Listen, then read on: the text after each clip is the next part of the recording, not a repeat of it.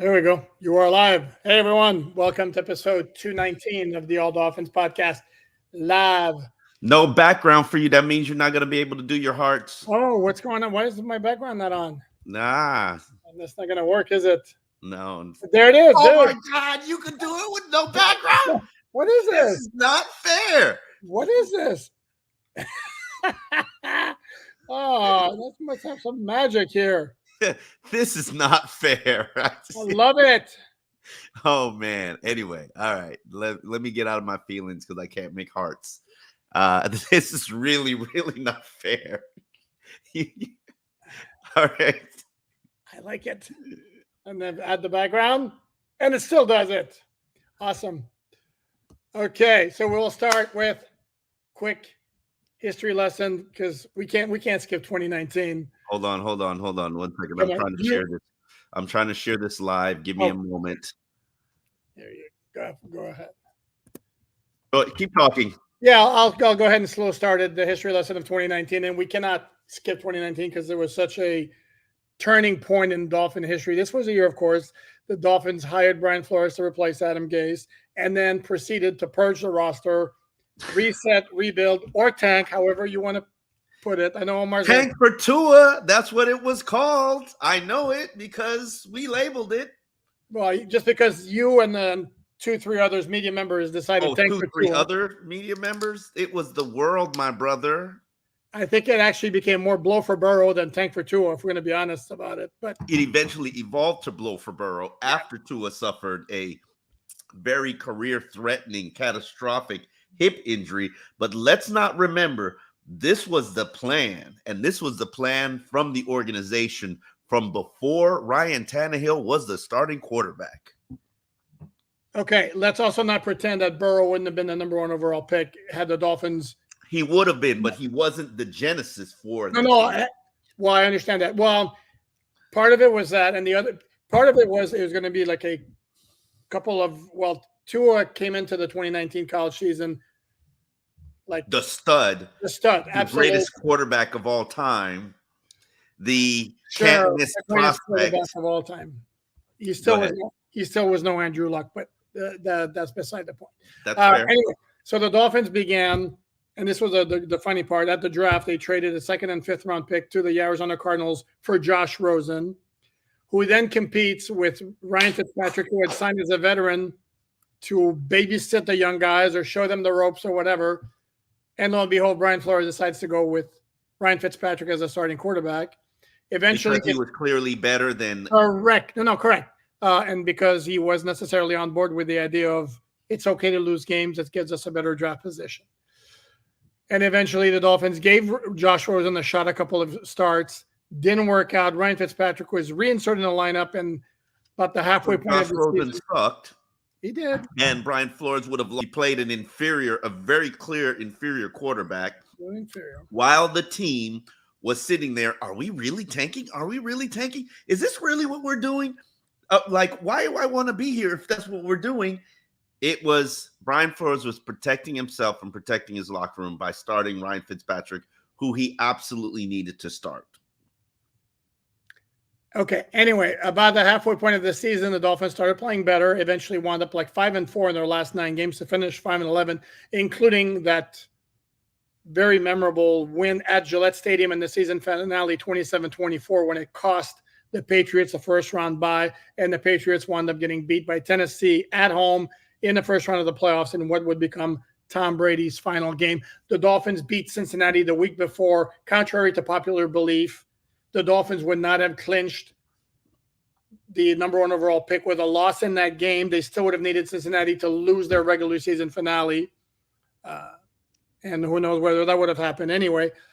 Dolphins wound up with the 5th overall pick, selected Tua, but that's for 2020. That was the 2019. And I would say 2019, the second half of 2019 was easily Devontae Parker's best stretch with the Dolphins. Oh, very traumatic season. Was it though?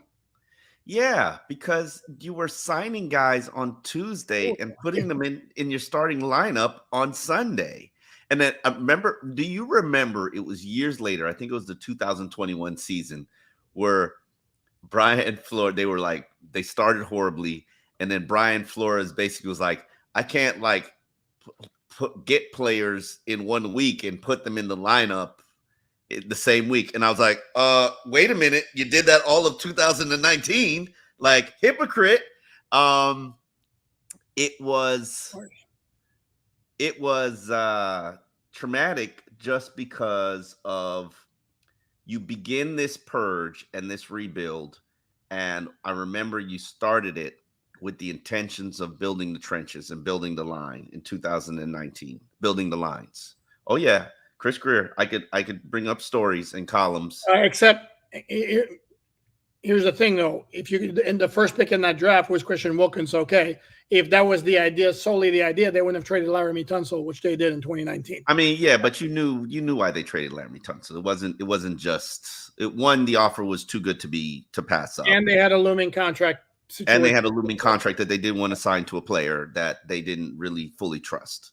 So no, to me, the 2020 season was about like dump all of your expensive middle of the road or slightly above average assets, Ryan Tannehill, Robert Quinn, a bunch of those guys like that, accumulate as many high draft picks as you can, clear up as much cap space as you can, and in 2020, boom, you go all. Yeah, it was the rebirth. It was a tank. It was the it was a reset. Okay, reset. Yeah. It was a reset in the tank. Because it wasn't just you just love using that word tank. Oh, it was a tank. Don't act like it wasn't a tank. It was, bro, your owner was trying to bribe your head coach to lose games. Allegedly. Allegedly, and the Dolphins were not sanctioned for that. They were sanctioned for tampering. Sorry. Okay. So anyway, let's move on. This is our past. We have paid our penance for it. We've still got a lawsuit from Brian Flores, who feels he was wrongfully terminated. That thing's only 3 years old now. Jesus. I mean, the wheels of justice move slowly. It's a class action lawsuit. Sorry, 3 years old. It's a class action lawsuit. It's got a lot of validity to it. A lot of people have joined it. They are treating it like a class action lawsuit. And truthfully speaking, there is merit to the class action lawsuits about why African Americans have to take jobs that are bad jobs and basically required to sabotage themselves in their careers for the betterment of the franchise. And here Brian Flores is saying, I have an owner trying to entice me to lose games for draft picks. That's going to harm my career. And he's mad that when I win games. The goal is Omar, and I know here the sad reality is we could have like a really good discussion on this. And if you guys want in the comments, please put it there. The sad reality is that half the people who are watching this right now don't want to hear about this. Be very honest. They don't.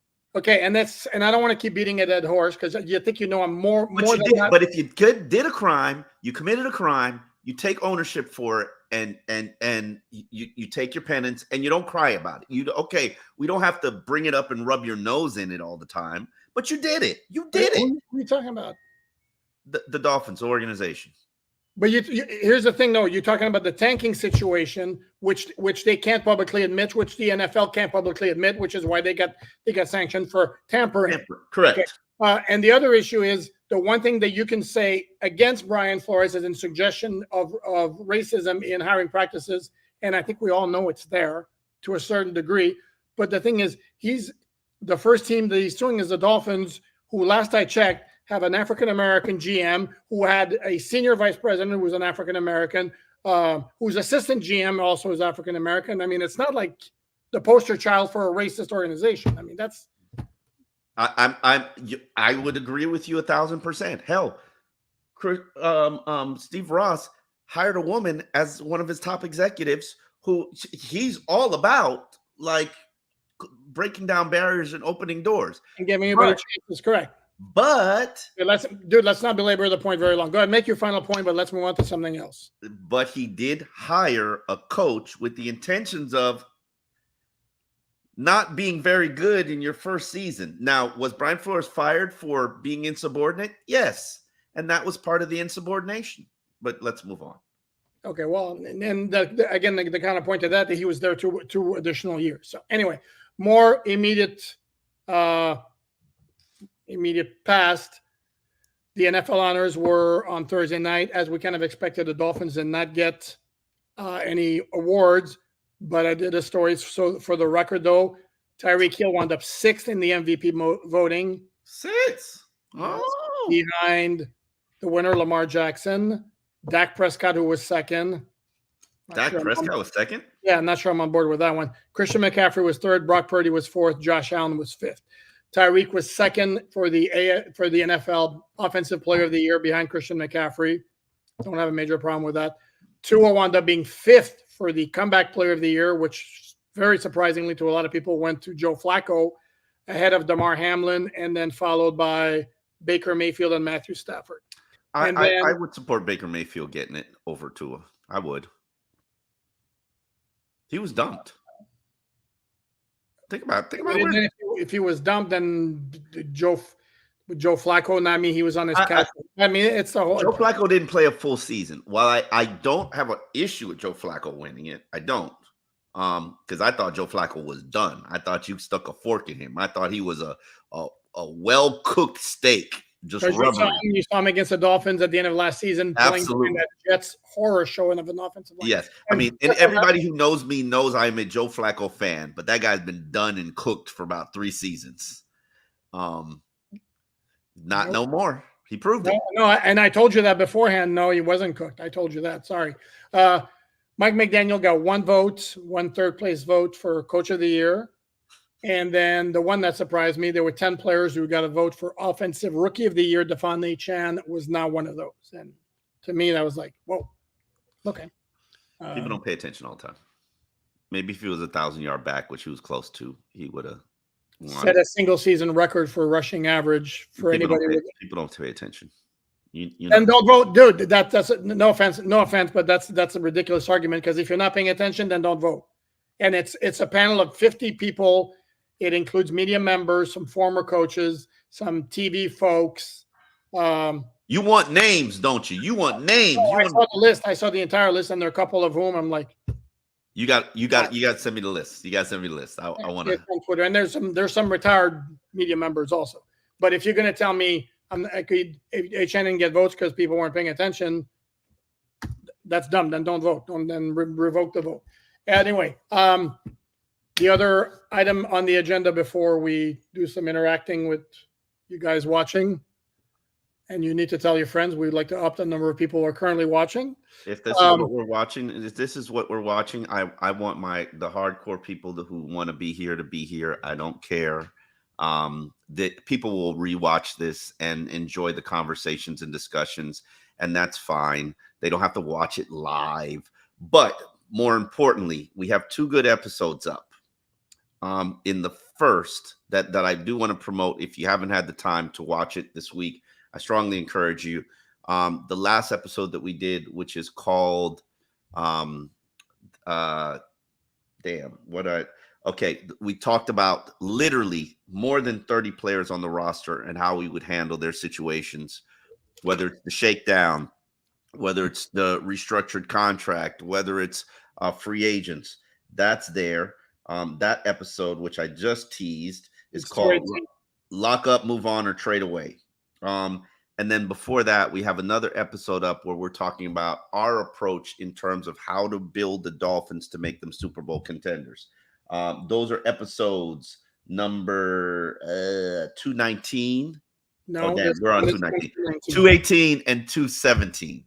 So just want to promote those out there. If you didn't watch, I encourage you to watch. But go on, continue. Okay, but my whole point should be prefaced by saying we're going to bring it. There could be 2 people watching. We're going to bring it regardless. So I guess we need to address the pigskin in the room. Super Bowl 58. It's a pun of elephant in the room. It's Super Bowl weekend, so we got to discuss. Okay. We got to make a prediction. Otherwise, you can't call yourself a football podcast. So do you have a feeling one way or the other? I have a feeling I want the 49ers to win. Primarily, I know how you feel. You're tired of the Chiefs winning. I don't like dynasties. Nothing against them, and I don't even think the Chiefs are a dynasty. I just think that they have the best quarterback in the game. Come on, are they a dynasty? 6 straight AFC Championship games, 4 Super Bowls. For not, it's pretty damn close. So how many do we have to? How many rings do you have to be a dynasty? I saw somebody. No, yeah, they're a dynasty. To me, you go again, 4 Super Bowls in 6 years, 6 straight AFC Championship games. Basically, for the foreseeable future, you do not go into a season saying in the AFC it's the Chiefs, and then who else is going to challenge them? That's a dynasty. Okay, you didn't answer my question. How many rings do you have to be a dynasty? Is it rings or Super Bowl appearances?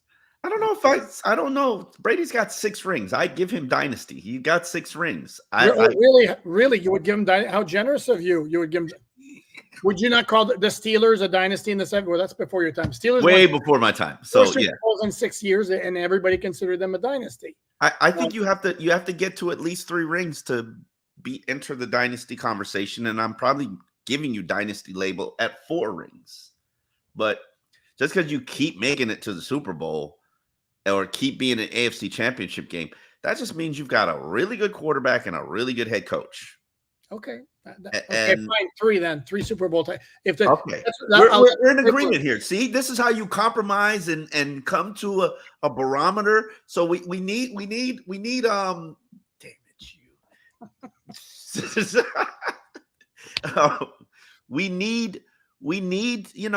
like the 49ers. How many they got?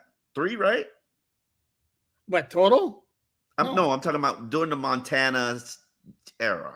No, they had Montana Young. All right, Montana and Young. 4 with Montana.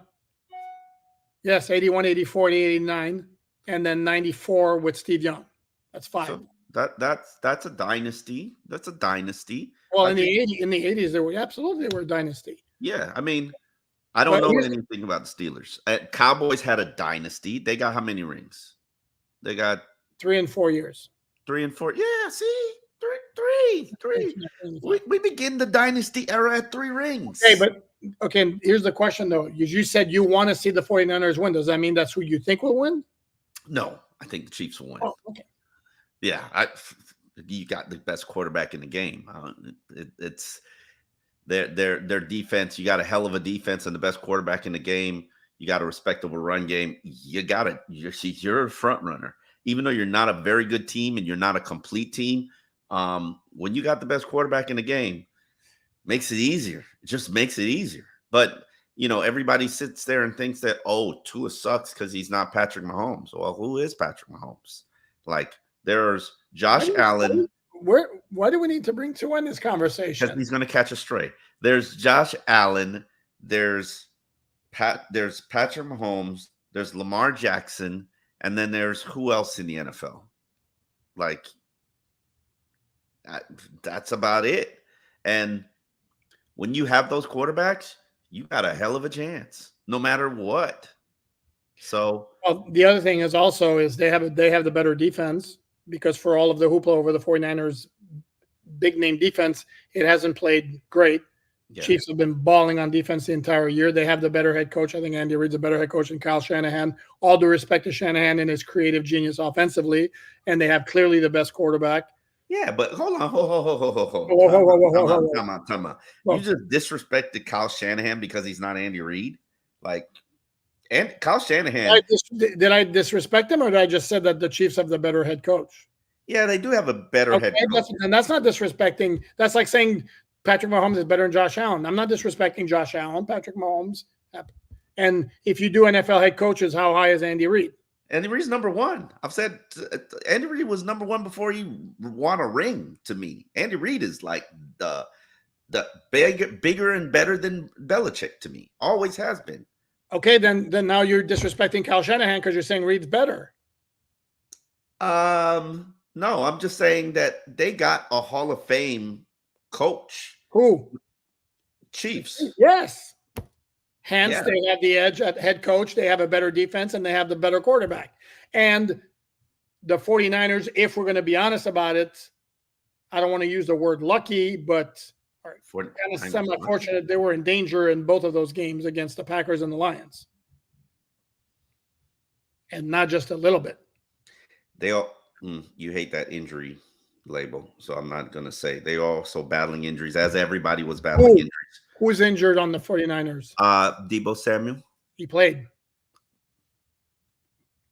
Chiefs were without an all-pro guard. Okay. Without him, forget playing hurt. They were without him. Okay. You're going to talk to me that Deebo's been hurt? Yeah. Sorry. Yeah. No, not having it. Not having it in the least. So. So I guess I should say my take. Very good point, Finzrule, by the way. NFC is weak. Yes, the NFC is weak, and it says why. Newfoundland says I'm getting cooked out here. You're filleting me. Not about cooking. I don't have a major preference, to be honest with you. I think part of me is actually, since I cover the Dolphins, and I have much more respect for the AFC than the NFC. And I think if Frisco wouldn't have gotten through the AFC playoffs. Forget even the Chiefs, the way they played those two games. But I don't have a horse in the race, as they say. I was really hoping for Detroit-Baltimore Super Bowl once the championship games were set, and lovely, I went 0-2 in that particular wish. I do think Kansas City's going to win, again, because better coach, better quarterback, better defense. Chris Brooks, Johnny Rotten says Chris Brooks needs some love, okay? He's not getting it from Omar because Omar wants to bring Derrick Henry, which means what's the use of? That's not an indictment on Chris. That's not an indictment on any back. And I really feel bad about wanting to bring Derrick Henry here because it kind of disrespects Raheem Mostert, who I said had a better season than Derrick Henry. It's just I need that mallet. I think this team needs that mallet. They need that hammer. And I think that's what will get them to that next level. And without it, we're still doing the same old two-step. It's not happening. I know it's not, but doesn't mean I don't want it or can't ask for it or shouldn't advocate for it. Well done. That was well done. Okay, let's take care of our people here. SM Fins, thank you very much. Should have Big O and talk over him. Contentoy. Yeah, I wouldn't hold my breath for Big O being a guest on our podcast. Just going to be very, very honest. We are trying to figure out who to put on our podcast. We need another podcaster. This is putting out our business out there to come on with TD Talk. Is that his name? TD Fins Talk, yes. And we're trying to figure out what is the right mix and what is the right balance. Poupard, I put it in his hands, and he still is not made a decision yet. If you have recommendations in the comments, by all means, please let us know. Louis Collins, thank you very much. Why don't you guys set up a Cash App or StreamYard so YouTube doesn't take 30% of your money? Hold on, you could do it through StreamYard? I did not know you could do it through StreamYard. Yeah, YouTube does take 30% of our money. That is very smart, Louis. If you know how to do it through StreamYard, we would definitely appreciate it. Maybe we could do that through Cash App. It's just not. You're right. YouTube takes 30% of the money, which is crazy. But rude. Oh, this is for you, Omar. Dude 67. Thank you, dude. Asking, is the cap real? The cap only becomes real when you spend multiple years living life on a credit card and spending on a credit card. And then it requires you to take a year where you basically have to purge your roster and pay off your debt to begin living back on your credit card. Right now, the equivalent is the Dolphins have maximized their balance on all their credit cards. And what they're going to do this offseason is they're going to get another credit card to max that out. And then ultimately, you're going to have 3 credit cards that are maxed out. Now, how you fix that is you're going to have to take one season of tight budgeting, no spending, roster purging to pay off your balances, then to go back and start living off credit card. And that's how this team will operate, just because Steve Ross loves to win in the offseason. Now, is that the right way to build a roster? No, it's not. You build a roster by drafting well, talent development, and then ultimately, when your talent gets to the point where they need to be compensated, you retain the very good ones. We will see this offseason if the Dolphins are in position to retain the very good ones based on moves that they make regarding Christian Wilkins and Robert Hunt and Andrew Van Ginkel, who are talent that's homegrown, what they do with the Connor Williamses of the world. I don't know. I don't know.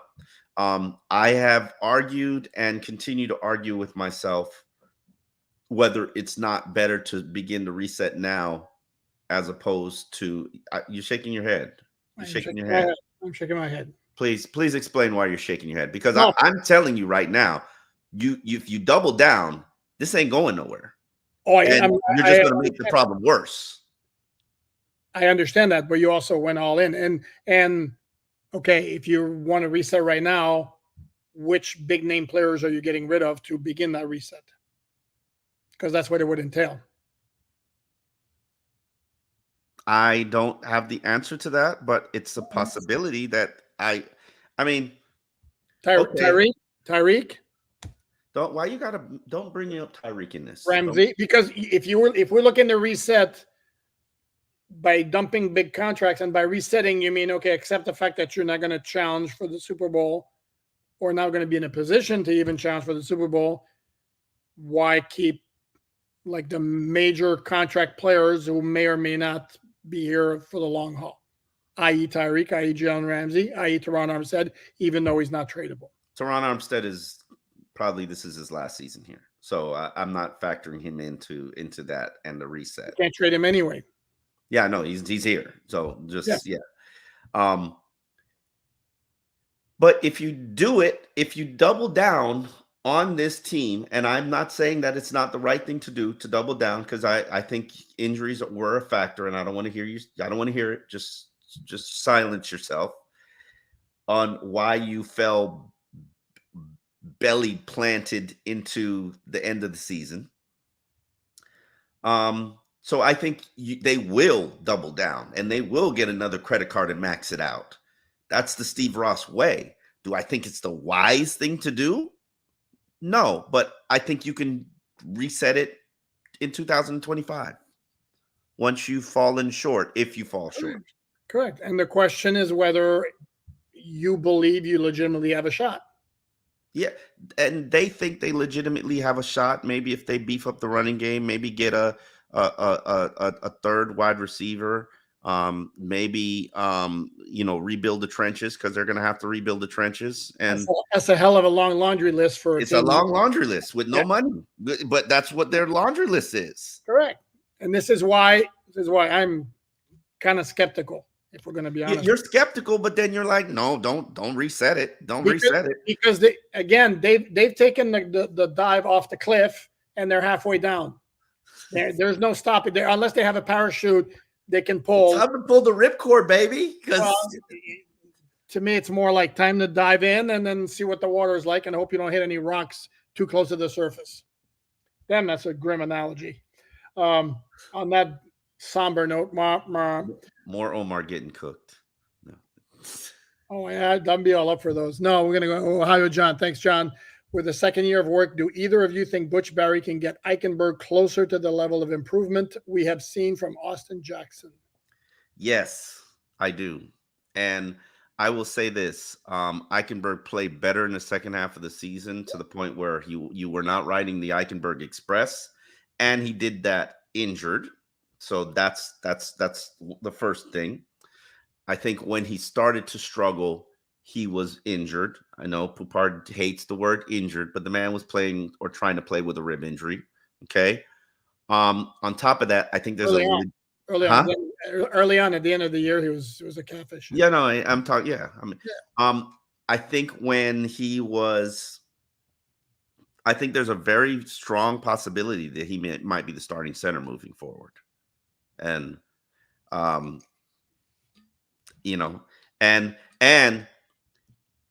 the one thing that people don't realize, because they don't see the athletes like we do, is Austin Jackson redefined his body.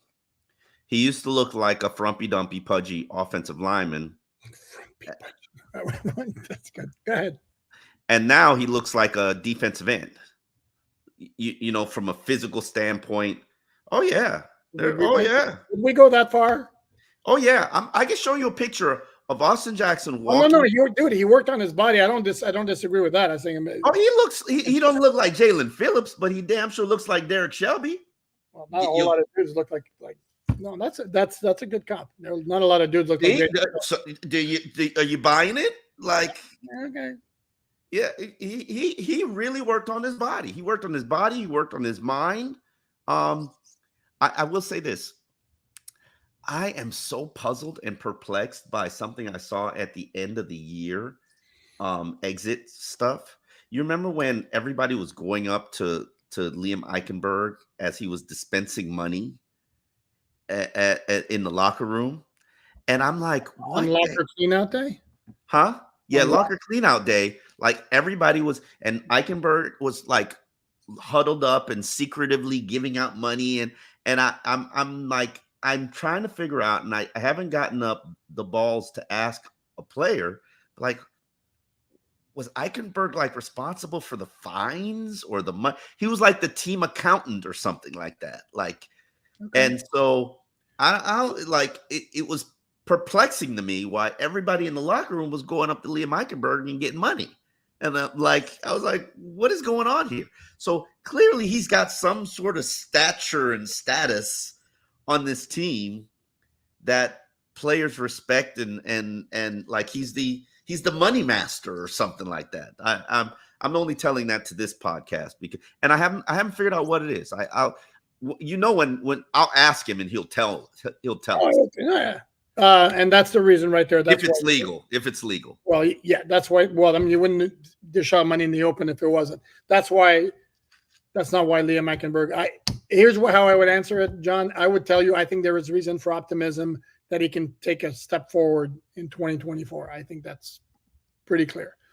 Ender Fireplace Z White. I would love to see him redefine his body, and that's not easy. Does not have a flabby, soft body, but anyway, thank you, Ender Fireplace. It ain't Austin Jackson. Like I would want Liam to be part of the Austin Jackson workout program. Not big of a difference, but okay.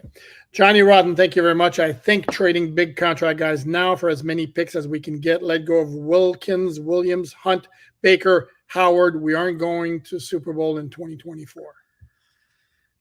I don't think that's how the Dolphins see it, though. I think they see it as just as Omar said, we were right there in 2023. If not for the injuries at the end of the season, who knows how far we could have gotten. I mean, that's what Dan Marino said. And Pupard no, correction. Buy it. That's what team employee Dan Marino said. I said Dan Marino. You got to add the team employee, but that's what Dan Marino said. Yes, I know. I do have to add it because again, it's why you got to be bringing up team employees, an advisor to Tom Garfinkel. Because his words talking about the Dolphins should be taken with a massive grain of salt, actually with enough salt to fill the ocean. Like seriously, can we be honest about this? I mean, I love just poking you. It's not, I'm too easy. It's a problem. That's my problem. Team employee. Just one of those who goes like this. Well, he's got a valid point. A lot of injuries happen at the end of the season, brother. I'm talking like Tua now, brother. There you go. There you go. Finn's rule says Dan Marino said it, so it's got to be true. There you go. Absolutely. If Dan Marino said it, it's got to be true. He's Dan. He's Dan the man. Yeah, I'm disappointed. I haven't found any Tua at doing Super Bowl, the circuit. Like, Tua. No, I told you he's got this Army thing, which was over the weekend. It's either today or tomorrow. He's like live streaming or Twitch, and he put something up on social media. So I'm like, so he's not going to Radio Row? Like somebody. He's not pitching. I wouldn't either. You know why? Because for you to pay me $50,000 to go sit and do a circuit of interviews and them just to ask me over and over again about why I failed at the end of the season and do I want a contract and how much do I feel I'm worth? Answer those questions over and over again. That's not worth $50,000 to me. It's just not. And but what was it last year? Was it last year? Are you good with the concussions? Are you still going to play and all that? I mean, that was more comfortable. I don't know. I mean, no, I could tell people that I'm committed to the game and I want to play, and these are fluke injuries. Yeah, you're right. None of it is comfortable. None of it is comfortable. You don't think his marketing team would not set him up before he does the rounds at Radio Row and say, listen, these are the questions they're going to be asking you. I used to do that. I don't care about your list of crap. Once you're on air, we're doing it. We're going in. We're diving. What's the consequences? You're gonna pull him off the air? Look like an idiot? Like he's scared? No, you mean you misunderstood my point. I wasn't saying that you talk to the people who are going to interview you. I'm saying you talk to Tua. These are the questions you should expect. And so you're prepared for that question and can answer it in a way that you're more comfortable with. And it's going to come off as completely sanitized, and all that. But you want Tua on. You're going to ask a couple of quirky questions that have nothing to do with nothing. And then you're going to ask your basic. I don't think anybody would have him on Radio Row would say, the hell happened at the end of the season. I mean. Oh, we would. Anyway. Well, but not in that context. You would couch it very, very nicely and politely. I don't think certain. Tua, is it 90% or 100% that the injuries caused the downslide at the end of the season for the offense? It was absolutely 100%. I think that's how you would ask it. Oh, that's a shot at me. Oh, okay. See, now I'm doing this. Well played, sir. Well played. I can do that too, my man. Do not get TD. Do not get TD. He's a fraud. Who's TD? That's who you want. Oh, TD. That's who the people demand. Listen. Okay. Well, again, I am committed to it. So let's do it. I like to spar just like the next guy. Let's do it. Chairman's going Dudley. We already had Dudley on. Anyway, come on. Let's move on to these questions because we're trying to. Johnny Rotten, we are in trouble if we don't get better at drafting. You're not whistling Dixie. You're absolutely right. Mick Rakonovich. No, that's not fair because the Greer supporters will say that you had a tremendously successful stretch in 2020 when you had Tua Tagovailoa, Austin Jackson, Robert Hunt, Raekwon Davis, say whatever you want. And I am going to say what I want. Brandon Jones in one draft class. And then the next year you had Waddle, Jalen Phillips, Javon Holland, Liam Eichenberg, say whatever you want, in the next draft class. And then the next year you had Channing Tindall, Eric Ezukama, Cameron Good, and Skylar Thompson. And then you drafted Devon A-Chan. That was 2023. Yeah. The two big years were 2020 and 2021. And I'm going to tell you that the jury's still out on 2020. And you can, and I know this is where I can get ready for it. I'm going to predict it here. Well, he led the league in passer rating in 2020, and he would lead the league in passing yards in 2021. Jury's still out on Tua. Sorry. Austin Jackson, even though he got to a second contract, can we say it's a slam dunk hit right now? No, but it's trending in the right way. Noah Banagany was a miss. I didn't bring him up. Robert Hunt in the second round. Yes, I have to bring him up. Robert Hunt in the second round was a hit. Raekwon Davis in the second round also. It's been serviceable. Certainly not a difference maker. And then in 2021, and here Jalen Waddle's a really, really good player. Jalen Phillips is a very good player. Javon Holland's a good player. And I still think they could have done better with the resources that they have. Sorry? I still think they could have done better with the resources. I don't disagree with you. They could have done better with the resources they had. But you know what the ruling is on successful draft picks? If you walk away with 3 starters, you had a successful draft. They've done that. But when you have 5, you have 11 picks total and 5 in the first 2 rounds. I think that should be a bare minimum. You're fair. That's fair. That's accurate. You purge your roster for those 2 draft classes, and it's okay. It's all right. I don't. My number one criticism of Chris Grier is he doesn't draft well enough, and that's a non-negotiable for me. But you were just defending his draft, so no. But I was saying That's what the Chris Greer supporters will say. Well, look at these 2 drafts. And then they'll say the next 2 drafts, those are draft picks traded away or lost based on our poor behavior. And now this draft class, this one right here, you gotta hit. You gotta hit like a couple of doubles. There can't be strikeouts. You got to get on base. No, the other thing that needs to be mentioned too, if we're talking about the Dolphins and drafting, let's also understand that they gave up a lot of draft capital to get Tyreek, to get Bradley Chubb, to get Jalen Ramsey. So that factors into it. And lost some to pay their penance to the NFL. To their shenanigans. Yeah, that's a good way to put it. There are shenanigans, yes. Here's an interesting name here. Autopotamus would like to see you have Barry Jackson as a guest. Oh, Barry would be a good guest. I would like that. It was interesting.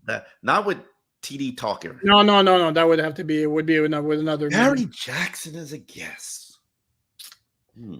Okay. Lewis Collins again. Thank you, Lewis. As we get new free agents and rookies, can you guys do a film breakdown of them, especially during the slow news periods? Excuse me. Bless you. I don't know if I didn't even know the technology to like. Here's the thing: when we start doing things that require film and film rights, we've been slapped on the wrist a couple of times by YouTube, which for bad behavior and taking penalties for usage of things that we did not have the license to, even though we thought we did and thought we paid for and had the license to. So it's putting film up that we don't own. Tricky situation, especially when this is how we support ourselves. And YouTube got us for about $400 last week or 2 weeks ago. And there are also other people who do that. And no need to duplicate. We'll definitely tell you about the guys. We can do it. We can do a deep dive on the free agents they sign and rookies that they're going to draft. But I don't know that we need to go. And that gets, I'll be honest with you, I watched some of those and whoever it is talking and they start circling the player and then they start running the play 5 different times. And it's like, I'm like, see, I had a full head of hair and now I'm down to this because it gets me like this. It's like, you have a full head of hair. Stop. I'm joking. It's like run the play already. You are not follically challenged, sir. And you should be very proud of yourself. I am not. Oh, how cute. What happened? In the interest of since we're not cherry picking the comments, we'll do that. Here we go. Poop can't do that because all he does is talk poop. He would call it honesty. I said what I said. Okay, that's cute. At least he quotes you accurately. I know, Dad. That was not very nice of you. Okay, yeah, I said what he did quote you. I said what I said. I like it. I like it. And somebody was on to me. Darn. Barry Jackson is too good to sit next to TD. No, we're not going to use those two together. That would not. We got to find somebody that compliments TD. I don't know who that is. I put it out there that I want to do it with who is the music guy? And you were like, no, that opens up the format to everything else and everybody else. Okay, while you keep babbling, I'll go Ray Middlebrook thing. Ray wants to Channing Tindall have any hope with Weaver's D? Wouldn't hold my breath. Let's put it that way. No, there's no hope there. Let's move on. Damn. I mean, you see him being anything more than a special teams player, Channing Tindall? No. Okay. Yeah. Okay. Matty OMG, Wilkins, Tua, Holland, Waddle, Phillips, but he's a bad drafter. Again, Wilkins is a great pick. Holland. Okay, let me time out. I'm going to time you out. Okay. He was not a hit yet. Sorry. I'm going to time you out, Matt. Time you out, Poop. Christian Wilkins in the 2019 draft. That draft was a dud. Outside, with the exception of Christian Wilkins and Andrew Van Ginkel, who blossomed in his 5th NFL season. Always been a good player. For a 5th-round pick, Van Ginkel was a good pick from the start. Okay, but that's the only 2 draft picks that are even worth mentioning in the beginning of your draft class, which began with the purge. The next year, You had what? 3 first-round picks? Yep. 3. 2 second-round picks, a third, 4 fourth-round picks. Bro, you got to deliver way more than that. That should be the foundation of your team. And there are too many Noah Igbenogany's, Solomon Kinley's, Jason Strowbridge's in that draft class. It should be the foundation of this team. And there were some whiffs in that class. 2021. It's great, but I'm going to say they could have maxed out after making the trade with San Francisco, which was a fabulous trade. I think they, with all due respect to Jalen Waddle, who's a good wide receiver with a lot of speed and complements what they have with Tyreek Hill, which they didn't at the time, to give up an extra first-round pick to move from 12 to 6 when they were studs galore in that draft. Micah Parsons went 12 in that draft. Rashawn Slater went 13 in that draft. Devontae Smith went 10 in that draft. I agree with you, and I didn't even like the move down to 3. I would have went Chase. I would chase Jamar Chase. You would have stayed at 3. Well, to me, they moved when they moved from 3 to 12. Jamar Chase will be the highest paid receiver in the NFL this offseason. Got you, but they picked up 2 extra first-round picks to move from 3 to 12. I mean, damn. And then when they got back up to 6, they also could have gotten Penei Sewell. And then they traded away to get back up. No, this is why the trade back up to me to give up, move from 12 to 6 to surrender one of those 2 first-round picks you got. I didn't like that move in the least. I agree with you. I wasn't a big fan of that approach, and I wouldn't have moved from 3. I don't care. I wouldn't have. Okay, this is going to be just for Dave Nestali. There you go, Dave. Well, work. He wants to see your hair? Yeah, he loves seeing the Expos hat off. You got a problem with the Expos hat? Is that the deal? Or you want to see my hair? Don't make me go get an Expos hat. No, there you go. I don't do it for very long. Wait a second. Hold on a second. Angel, were you joking or not? Now Angel's saying he was joking. I don't know. Didn't sound like joking, but it's good either way. Skylar, thank you, Skylar. Going to throw something a little different your way today. What's your go-to Super Bowl snack potluck dish? Thanks for continuing these. We are having a barbecue here. So I'm a barbecue kind of guy. But I'm a wings Super Bowl snack guy. Okay. And if it were pizza, I am a Pizza Hut barbecue pizza, not the stop it. You've never had it. Don't make that. Yeah, that's correct. No, there's a barbecue beef pizza pan from Pizza Hut that is to die for. And I'm sorry, if you're having a party, I promise you can get your pepperoni. If you're having a party and you're ordering from Pizza Hut, get the barbecue beef pan pizza. It's shredded beef, just like it would be in a sloppy Joe, and it's sprinkled throughout the pizza. And I'm telling you, it cleans up quite well. But anyway, for me, it would be. Okay, well, I'm on the keto break right now, maybe forever. So, the things I love the most, and I would have it for a Super Bowl, which would be, I don't know, pizza certainly would, or some nice spaghetti with some homemade spaghetti sauce.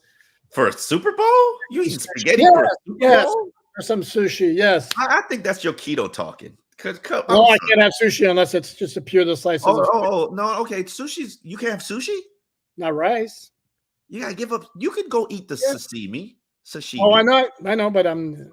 Oh, I'm gonna give you a damn. You can't cheat for one day. No, I don't want to. That's part of the deal. I don't want to. So anyway, boring answer on my part, but he wants spaghetti for Super Bowl. Oh, love me some spaghetti with some of my homemade spaghetti sauce, which I now have with zucchini noodles or squash noodles.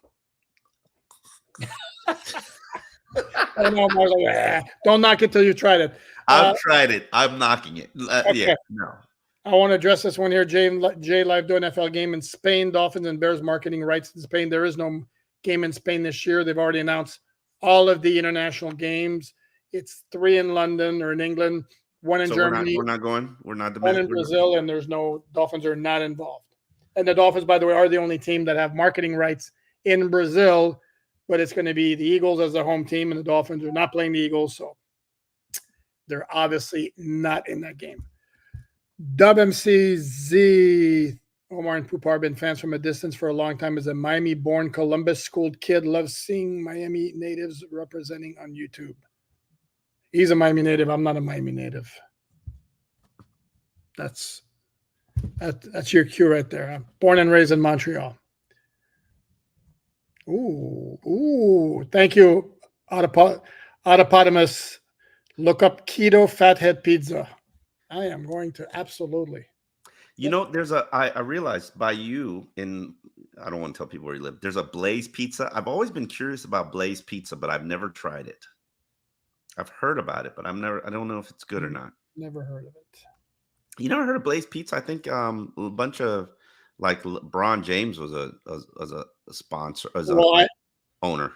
I don't run in the same circles as LeBron James. As I'm sure you'll be shocked. Yeah. Keto fathead pizza. All right. We're still looking for the right podcaster to put with TD. We've decided Kyle Krabs is not that guy.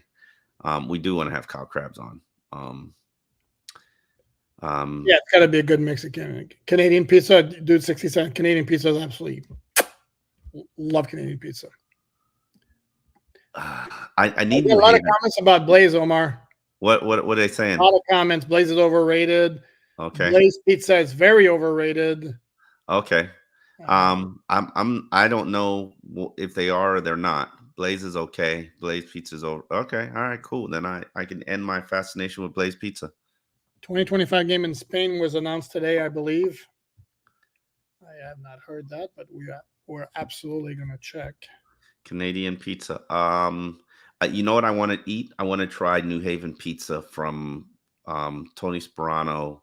Always used to talk up New Haven pizza, and I've never had it, and I know that there's like a difference to it. I'm a New York slice kind of guy, but I'm very curious about New Haven pizza. Always on the look for great pizza spots. I say Mr. 01's pizza is the best pizza in Miami has to offer. And I don't really like. Hold on. What's up? Yep. I'm sorry. I didn't mean to interrupt, but yes, indeed, I've just NFL to play first game in Madrid in 2025. Okay. The Dolphins have an extra home game next year, and they do have, I believe, marketing rights in Madrid. So possibly. All right. That home team is not going to be announced for a while, though. Mm-hmm. So, interesting. Okay. What else we got here? When you guys, hold on. I'm going to local club. They are having dollar pizza and hot dogs. What's local club? A local club where Craig resides. I would love a dollar pizza and hot. Well, I don't know if I'm gonna eat hot dogs. They have to be all beef, and I'm just trying not to eat beef as much, even though I'm gonna have a. I'm trying not to eat beef. When's the last time you had meat? Some meat in your mouth? You gotta, yeah. You if you're gonna do that, you gotta like give context because I'm gonna give context. I'm gonna let it hang over there for a second. Okay, and so the situation was the Dolphins had a new wide receiver by the name of Griff Whalen. I want to say 4 or 5 years ago, and a big part of his story was his very strict eating regimen. I think he may have been just a vegetarian. He was a vegan. He was a vegan. Okay, and I know Omar proceeded to ask him, "When's the last time you had some meat in your mouth?" Needless to say, we have not let Omar live that one down. Not my proudest moment. Not at all. Well, I asked a player one time about the P word. I was talking playoffs, and it's not didn't come out. Sometimes when you're asking questions, your wording, your focus might be off, and it impacts your wording. That's all. The intention is there, but the delivery is not. Mark, thank you. A team with 53 good players is better in years 5 and 6 than one with 25 first, second rounders in years 3 and 4. The Patriots proved for 20 years. Patriots also had Tom Brady at quarterback. Patriots didn't prove nothing. The Patriots had Tom Brady. Patriots have not proved a thing.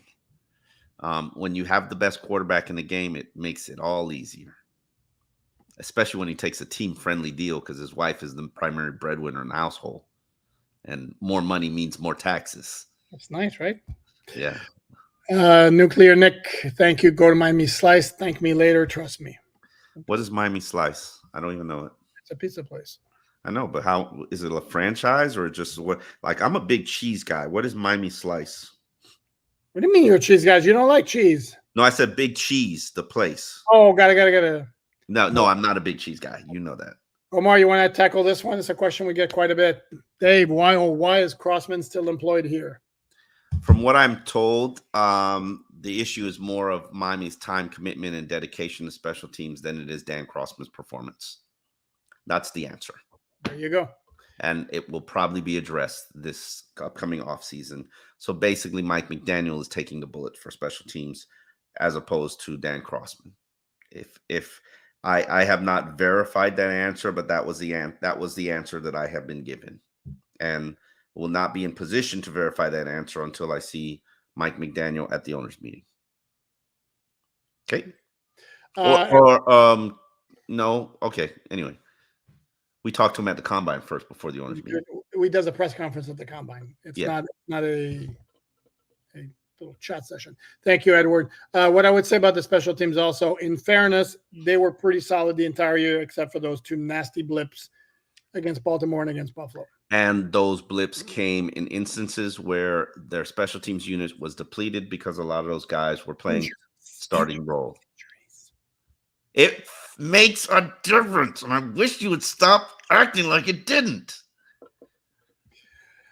Mark, did it or did it not impact the roles of Duke Riley and Brandon Jones and Elijah Campbell and all the other special teams? And was it against Buffalo? It was a fluky play where Cameron Good ran into the back of Alec Ingold, tore his patellar tendon in the process, left a gaping hole up the middle where he would have been, and that kind of led to that punt return for a touchdown, that game changing. Mark says GOAT wasn't evaluated and drafted as the GOAT. No, that's correct. But once the Patriots realized what they had with Brady at quarterback, it became a lot easier. And you know what? You know what I'm doing? Oh, I don't even like Miami Slice Pizza. I'm looking at these pictures. I'm like, don't judge a book by its cover. That's true, but they're kind of artisan pizza, and I don't like artisan pizza. Anyway, we're not here to talk about pizza. I am doing a two-a-piece that I promised Alan Poupard today, but I'm not ready. And primarily because there's a certain element of there's two different NFL teams. The teams that are paying a quarterback, which have to operate business-wise completely differently than those who aren't paying a quarterback. And then the teams who aren't paying a quarterback. Now, Miami has been in the teams who aren't paying a quarterback, and they're not drafting well enough to be in the teams that are paying a quarterback.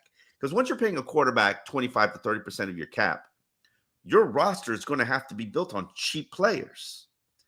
Well, the Dolphins roster isn't built on cheap players are generally draft picks.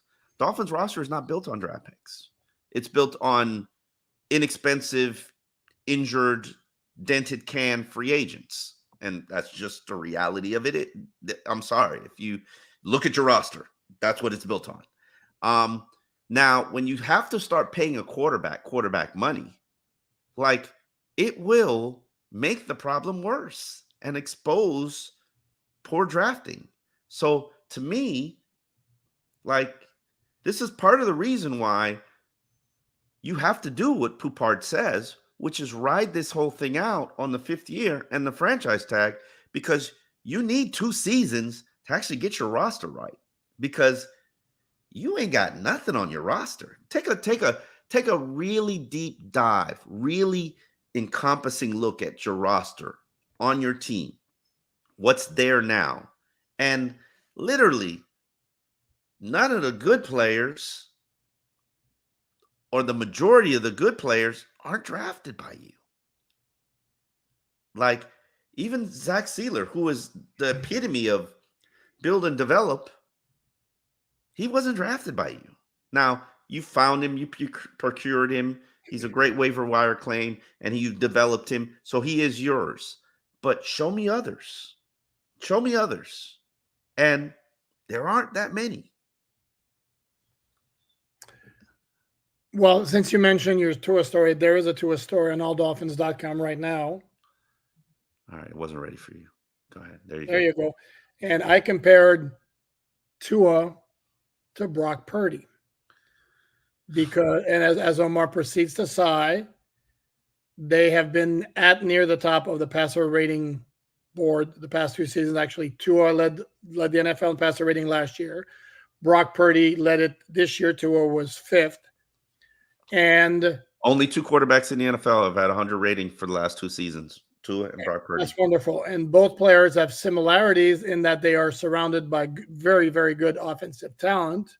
And there's even this idea that's been thrown out, including by Cam Newton, who said it many times, and he's gotten chastised at times for saying it. I'm not sure how wrong he is, that Brock Purdy is a quote-unquote game manager. There is no damn shame in a game manager label. There shouldn't be. Who said that? Well, it suggests the game manager label suggests that you need more help around you than somebody who's a game changer. Okay, name the game changers in the game right now. Are we gonna do this again? We are gonna do this because you want a 2-step. We got a 2-step. You want to side with Cam Newton. I'll just name 3 off the top of my head in the AFC just very quickly so we can. Okay, and we know who they are. Lamar Jackson, Josh Allen. Yes. I give Joe Burrow. Okay, that's 4. And then who? We have seen more signs of that from probably another half dozen quarterbacks who I don't feel like naming right now because I'm not in the mood, but you know damn well who they are, and most of them are in the AFC.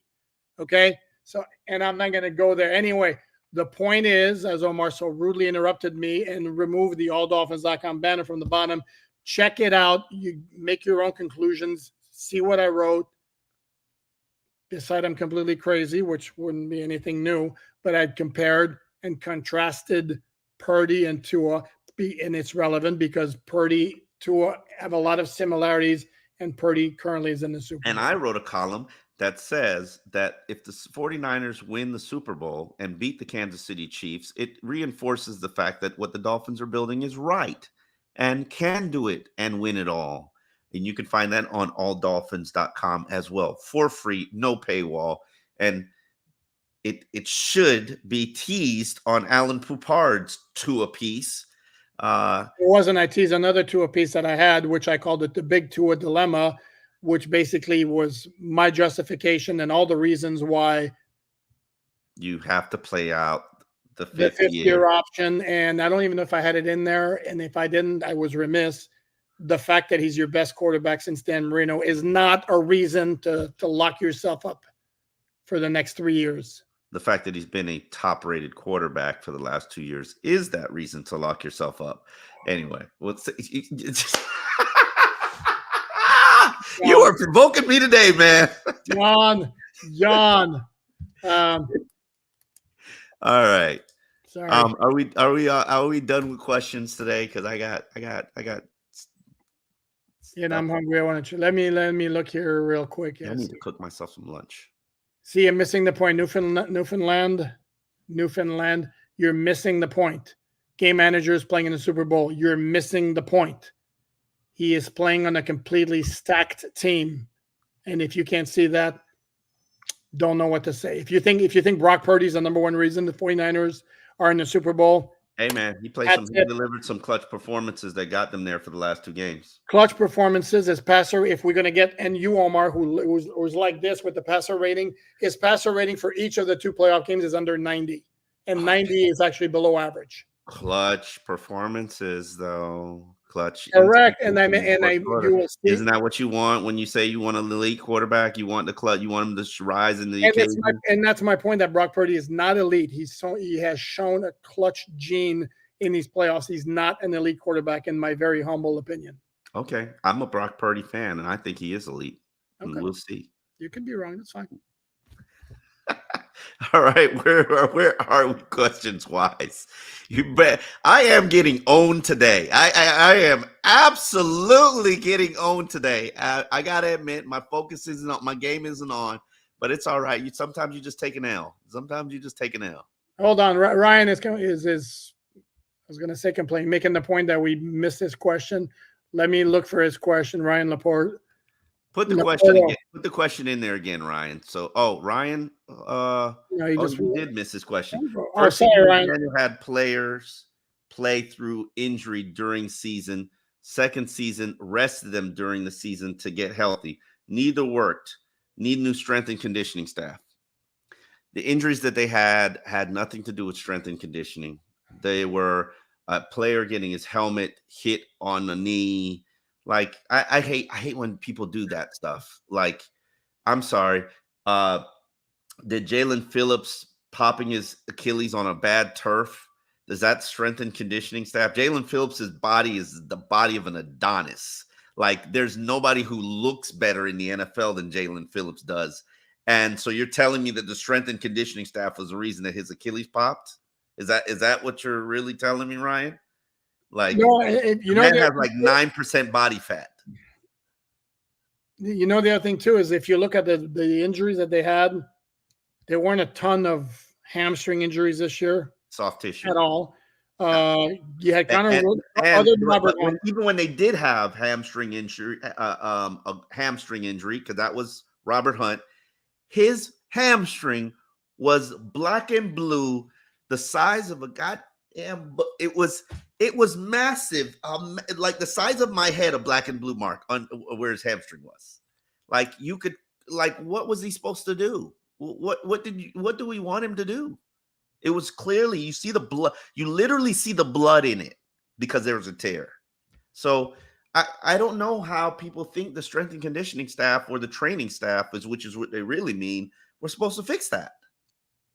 Football is 100% injury sport. 100% injury.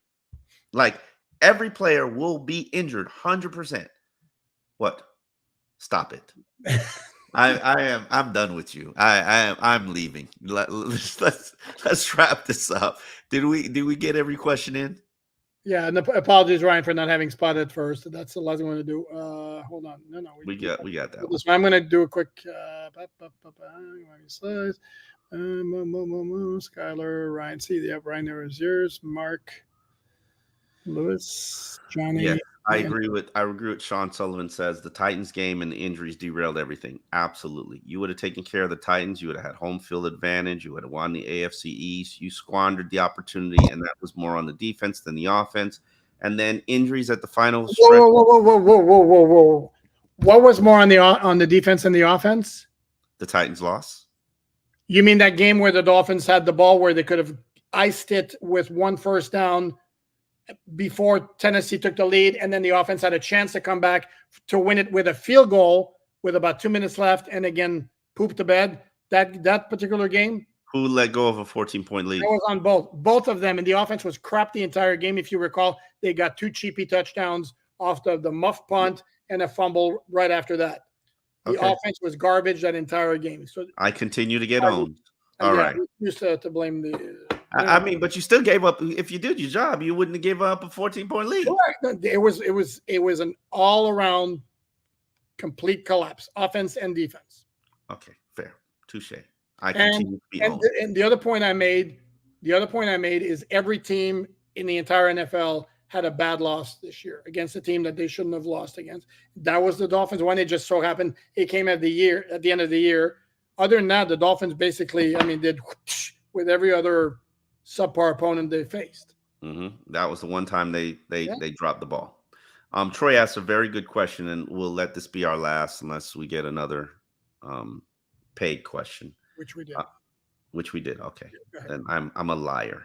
I'm a big fat liar. No, actually, just say hi. In fact, I'm going to put it up right here, and we'll go back to Troy in a second. Okay. It's just Mike, who we love. Mike is the best. Just want to say hi, guys. Just popped on at work. Thanks, Mike. Thank you for showing up, Mike, and we appreciate you. Put the question up because it was a good question. I don't see it. It was from Troy Ortiz. I know. So, Troy, thank you for the question. God damn it, you! Why you take it down if you ain't know how to find it? Anyway, be honest. If next year's team disappoints again, you take that L. I finally got a victory. Finally put up a W. If next year's team disappoints again, you got to define disappointment, Troy. Does Ross blow it up? I think blowing it up next year is inevitable.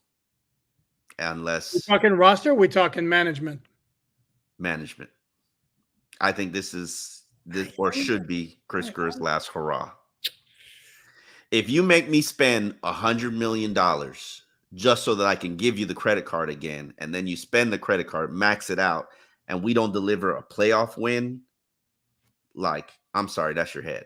That would happen to me only if there's no forget playoff win. There's no playoffs, and you can't say anything about injuries. If those two things happen, that's the only scenario. No playoffs? What about a playoff win? No, I don't think that would be necessarily would bring about a massive change. I really don't. I didn't say massive change. I just said Chris Greer. Yeah, I don't know. Heads must be sacrificed. Chris Greer is next on the chopping block. He's in line for the guillotine. I don't know. It is. But Stephen Ross is very, very loyal to Chris Greer. Absolutely, and he's been loyal to him for how many years now? Since 2019. GM is 16. He became the actual GM. Okay, and he's been the head man in charge since 2019. And where are we with this rebuild? Okay, well, no, correct. How many credit cards do I have to give you to max out before I know you're not good with the credit card? How many? I don't disagree with that. I just happen to think again that Stephen Ross is extraordinarily loyal to Chris Greer. By the way, he's been with the team for 20 years. Forget it. That doesn't necessarily mean, and the value of being with the team for 20 years is you shouldn't keep making the same mistakes. And what has been the Dolphins' history over the past couple of 20 years? Keep making the same goddamn mistakes, right? So if you've been here, the first time we made a mistake, like paying Ryan Tannehill before you absolutely needed to, why would you do it again? If you've been here. Yeah, but the mistakes go, if we're talking about the playoff drought, the mistakes go Jamar Fletcher over Drew Brees. I mean, yeah. He wasn't part of that, though. He wasn't part of that. Like, no. Don't, and that's my biggest issue with Chris Greer. If we're gonna get into, and we should do an episode on Chris Greer. We really should. Next week we'll do an episode on Chris Greer. Okay. Like, we ain't got nothing better to do. If you keep making the same mistakes, why should I put you in charge to keep making the same mistakes? Like, I like new mistakes. This franchise keeps making the same mistakes. But here's the thing is, you keep bringing up, all you keep doing is they'd have been fine if not for the injuries. Then there's no mistake there from the GM. Correct. That's fair. I mean, that's fair. That's fair. I'm not arguing that, except you build a roster based on injury-prone players, which you have, and you did it for valid reasons because injury-prone players are the ones that take one-year deals and are available in trade opportunities. Ron Armstead doesn't become a free agent if he's never injured. Exactly. Jalen Phillips doesn't drop to pick number 18 if doesn't have injury history. So it is what it is. But you did it. How many times am I going to let you off the hook for doing it? I can't. So if we get to 2022, injuries a factor at the end of the season. 2022, injury. 2023, injuries a factor at the end of the season. 2024, injuries a factor at the end of the season. After a while, I gotta be like, bro. But it's gonna be. Could it not be viewed from that prism of, well, just bad luck? Because bad luck 3 years in a row. You just finished talking about how we can't blame the strength and conditioning staff, and I'm with you on that. You just get bad luck, and maybe 2025 is a year where there's no bad luck.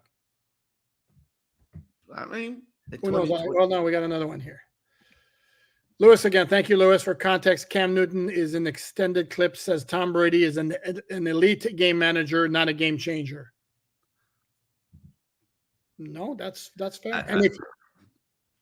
I don't disagree with him. But then Cam is saying, and I've done business with Cam. I know Cam. I know what he's about. I know how he operates. And I get his perspective. And he's building a social media podcast platform. You have to say controversial thing. But I do agree with his premise that certain players in the NFL are game changers. Lamar, Patrick Mahomes. But the game changers have that scrambling ability that what did you say? Josh Allen. Yes. They have that scrambling ability. I don't want to build my team with a scrambling quarterback. I like it, but I don't want to build it with it because what's happened to Cam Newton after a while, I'm sorry, Josh Allen, maybe 2 years tops. And you could clip this and put this in old takes. Oh, I will, because we're talking now. Yeah. 6 years. 8, 9, 0, 1, 2, 3. 6 years on the last 5 he's been. Yeah. But eventually, at some point, somebody's going to whack him to the point where he's like, damn, I really got to stop running. Now, they're running more, these Patrick Mahomes and Josh Allen and Lamar, they're running more in the playoffs. So they contain themselves a little bit until the stakes raise, and then they start running. And I get it. That's to preserve their body and ensure that they play an entire season. I get it. But I don't want to build my team around that. I want to build my team around a pocket quarterback.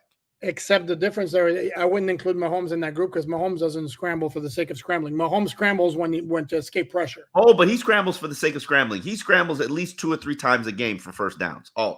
Every game. When it's third down in the pocket, when the pressure gets to him. Yeah, and I like that, but it's dangerous.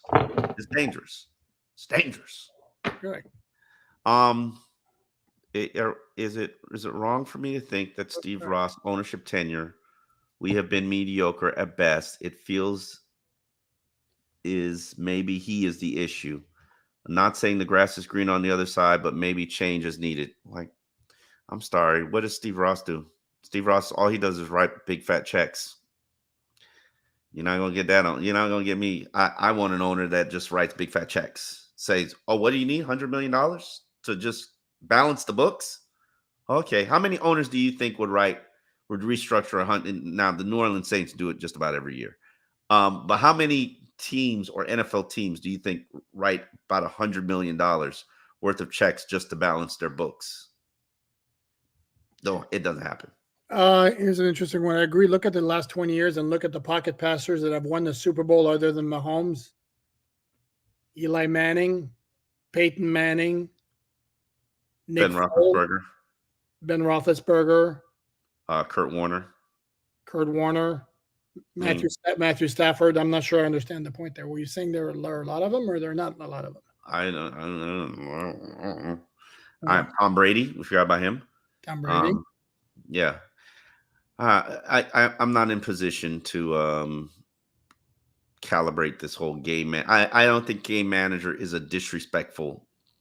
I'm sorry. I want the ultimate game manager. I don't need a game changer. Give me the ultimate game manager. Steve Ross hires awful people. Which is fine. Do you need the list? Sure, go for it, G-Man the Dolphin. Here's the thing, though, Omar. Game manager is fine. And what made Brady special, even as a game manager, is the clutch gene was off the charts. That's why Brock Purdy. You can put some respect on Brock Purdy's name. You're gonna do it. Well, if you remember, I had him in my tier 1.5 when I did my tier. So there is some respect there. All right. Well, I appreciate everybody who joined this live. I think we've killed every question. Make sure we go to the very bottom of this thing. We thank you. Again, check out episodes 217 and 218 if you haven't already. For everybody who's watching, we really appreciate it if you watch each episode for 3 minutes, because it helps us with the algorithm, and we're still struggling to figure out the YouTube algorithm. But we thank you for making us very prominent. We thank you for being loyal to us, and we thank you for your continued support. Check out alldolphins.com for free Dolphins coverage. We're here all off-season, columns, commentary, and as you see, the podcast, which you know how to find. on every platform under All Dolphins. Poupard, give your look at that. Want to do one of these for right. my friend David? Here you go. The action and the obligatory tip of the hat. And everybody have a safe and productive weekend. Be safe. Don't drink and drive. Enjoy the Super Bowl. Enjoy the Super Bowl. Go 49ers.